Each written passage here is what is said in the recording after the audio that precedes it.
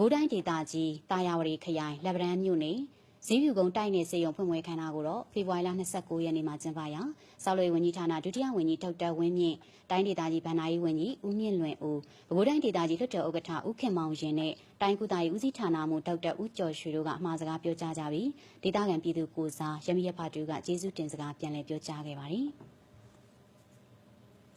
အဲဒီနောက်ဇီးဖြူကုန်းတိုင်းနယ်စေယုံအားတာဝန်ယူတည်ဆောက်တဲ့ Our Green Tree ကုမ္ပဏီမှတာဝန်ရှိသူတို့ကစေယုံအဆောက်အအုံနဲ့ပတ်သက်တဲ့စာရွက်စာတမ်းမှတ်တမ်းများကိုမြို့နယ်ဦးစီးမှုဒေါက်တာဦးလွင်ထေးထံကိုလွှဲပြောင်းပေးခဲ့ပါတယ်။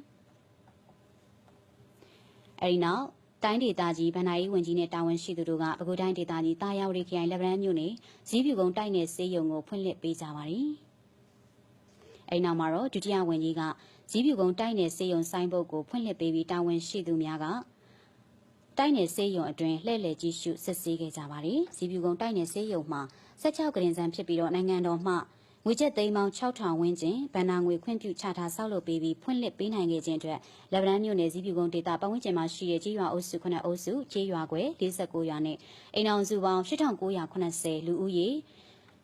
38,652ခန့်ဒေသခံပြည်သူများအတွက်ကျန်းမာရေးစောင့်ရှောက်မှုများအပြည့်အဝပေးနိုင်တော့မှာဖြစ်ပါတယ်ရှင်။